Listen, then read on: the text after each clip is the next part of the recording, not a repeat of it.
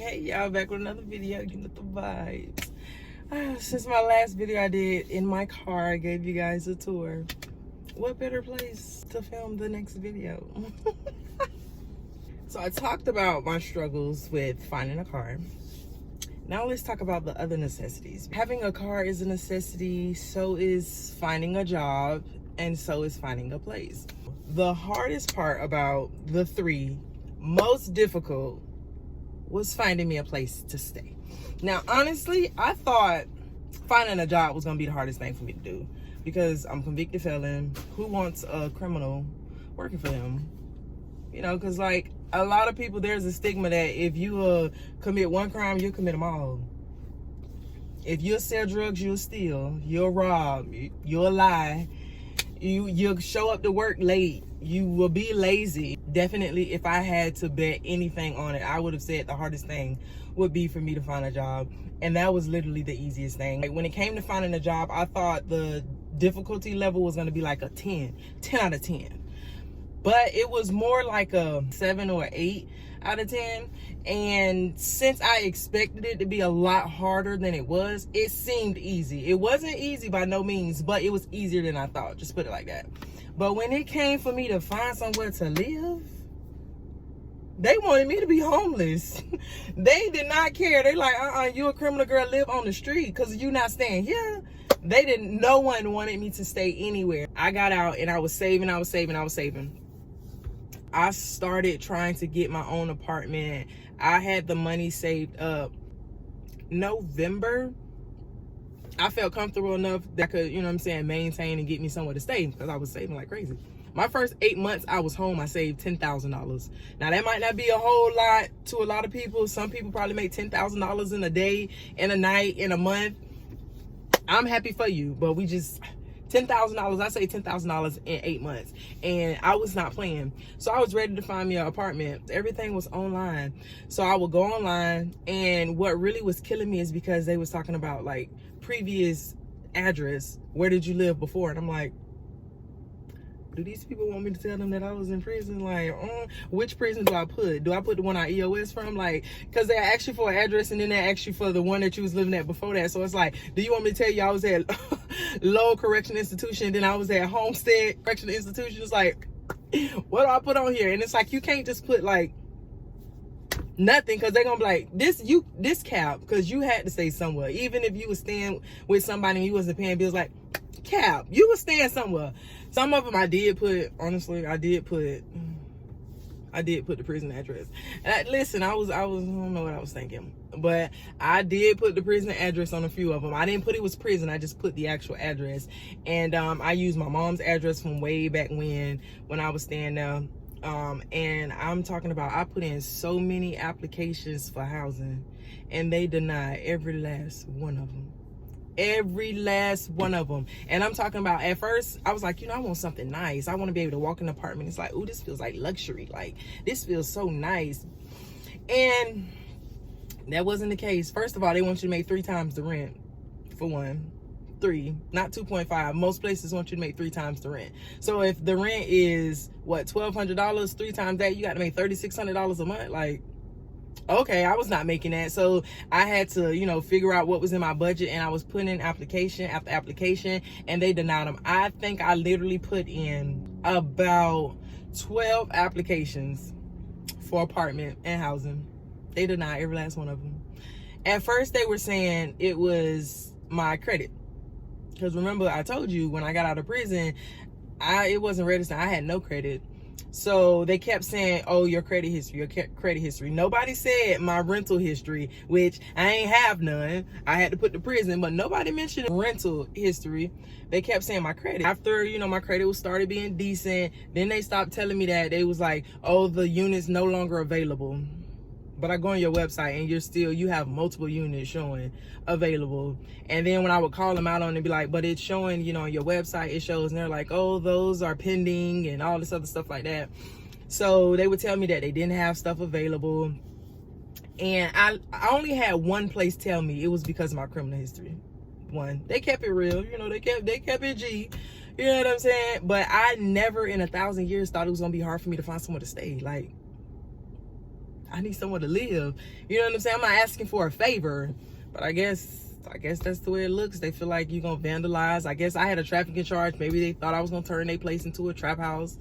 Thought I was gonna be cooking O's on the stove or something. I don't know what they thought, but they kept denying me time after time after time. And how I ended up finding the place that I am in now, such a blessing. Such a blessing. Like, you do not understand. It was this person that this guy, he had moved to Jacksonville, and he's from where I'm from, so he knows of me. I didn't know who he was, but he knows of me. He's like, I heard about, your situation, this, that, and third, keep your head up, blah, blah, blah. So I was like, yeah. So I was telling him, like, it's hard for me to find somewhere to stay, and this, that, and third. Now, I'm gonna pause right there. I remember reading a book, and it talked about how a lot of people miss out on things because they don't want people to know they're struggling, or they don't want people to know like where their shortcomings are at and stuff like that. And it talked about the power in letting people know aggressively, you know what I'm saying, where you're lacking at, or not even just where you're lacking at, but like where your strengths are, like what you're good at. Overly letting people know, because I was very open about it. And the thing about it is, I talked about how hard it was for me to find somewhere to stay so bad. I had a video go viral on TikTok, me venting about how hard it was for me to find somewhere to stay. But I was very open about it, because if you put that out there in the atmosphere, if they know that you're having an issue with something, when something becomes available, like in this situation that happened, something came available, and he let me know. He was like, hey, didn't you say you was having a hard time finding somewhere to stay? And I'm like, yeah. And he linked me with somebody, which is how I got the apartment I'm in now. I told y'all about my car. I was very open with how hard it was for me to find a car. Now, by no means was I walking around asking people, oh, please help me get an apartment, help me get a car. No, that's not what I'm saying. What I'm saying is, when you let people know, whether you're looking for a house, whether you're looking for a bicycle, it doesn't matter what you're looking for. If you let it be known, when somebody hears, oh, there's a bicycle for sale, they're gonna be like, you know what? I remember she was asking about a bicycle. Are you still looking for a bicycle? And it happened like that for me with my apartment, and it happened like that with me for my car. So don't be afraid to let people know, you know what I'm saying, that you have a shortcoming or you're working on something. It's not you looking for a handout. It's you networking, because it takes a network. When something's hard for you, it takes a network to help you. But back to the story. I was very open about it. I was like, I'm having a hard time finding me somewhere to stay. I keep getting denied after denied after denied after denied. And he was like, it'll be okay. And like, time had went by. It was a while later. And he knew this pastor, because he lived up here and he was staying with this pastor. And he was helping him out, and he was like, the pastor was finna help him get into the place, but he had just moved up here and was trying to get himself together, so he didn't have the money saved up. He didn't have enough to pay the rent. So he came to me, he was like, hey, it was this place, I was gonna get in it. He was like, but I don't have enough. He was like, you should look into it. And he was like, are you interested? So when he sent me the thing, first of all, before I even seen what it looked like, I was interested. And I know y'all like, you have to be safe, and you have to know where you're staying, and this, that, and the third. Everything I do is on faith. Every move I make is on faith. I am literally on top of a building, and I am just jumping, hoping that God puts a parachute on my back. Literally, that's what I do. So when he was like, do you want it? I didn't look at it. I didn't know what side of town it was on. I didn't know how much the rent cost. I didn't know none of that. All I knew is, yes, I want it. Yes, I want it. I was like, send me the link. And when he sent me the link, like, the apartment was very nice. It's decent.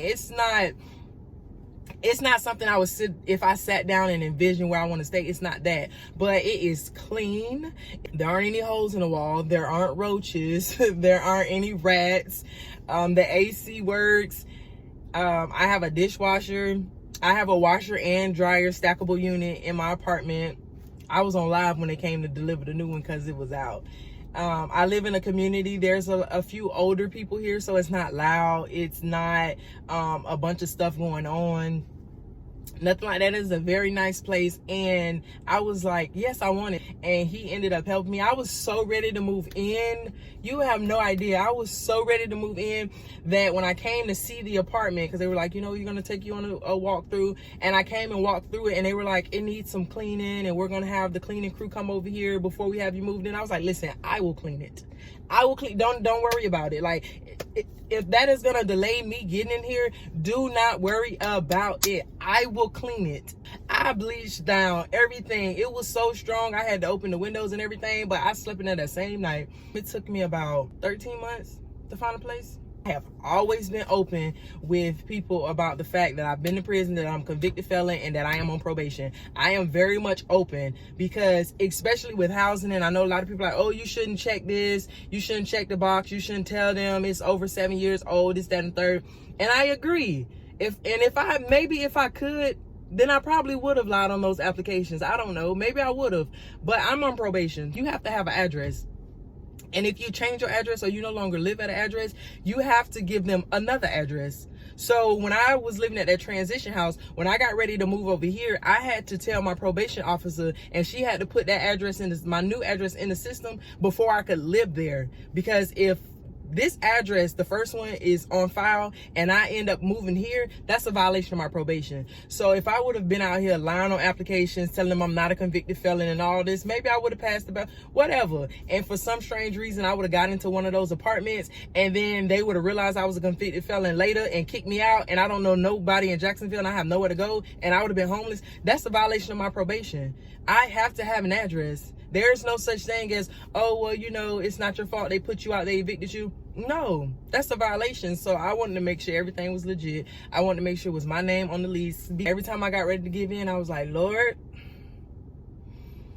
if it ain't happened yet, it's a reason. So I was like, I'm gonna hold out, but you know, I'm getting anxious. Like, you know, I'm getting tired. And I did not want to live in that transition house. I did not want to go from being in prison, living around people, to going back to another place and having to live around people, having to have a roommate, living around strangers, not having my own space. I did not want to do that, but that is what was best for me. That was what was best. It was either go to a transition house or move back home and live with somebody, one of my relatives, my mama, who God knows who, and I didn't want to have to do that. So the hardest part of everything that I had to do was finding me somewhere to stay. But now I just renewed my lease back, I think month before last, I renewed my lease. So I do have an apartment and I have a 2-bedroom. My niece lives with me now, but it was just me in a 2-bedroom. So I went from sharing a room to a 2-bedroom, and I live on the top floor. I don't know why I said that like I live in a penthouse. Oh goodness, but I do. I live on the top floor. I love living on the top floor because, like, in prison, right, when you live on room side, you have downstairs and you have upstairs, bottom tier, and you have the top tier. And when the police do their rounds and stuff, like, they can see in your windows because there's no shades. Like, it's just a window. They can look into your window. So they can always just walk by and catch you slipping. That's what we call it. Catch you slipping. If they doing like perimeter check and they look in your window, they can see you. But when you live on the top, they can't do that. They can't look in your window because you live on the top. So you can't catch me slipping if I live on the top. So I don't worry about nobody walking around looking through my windows because I live on the top floor. I don't live in a penthouse, but ain't nobody looking through my window. Oh goodness, that's all I have for y'all. Thanks for listening. I will catch you on the flip side.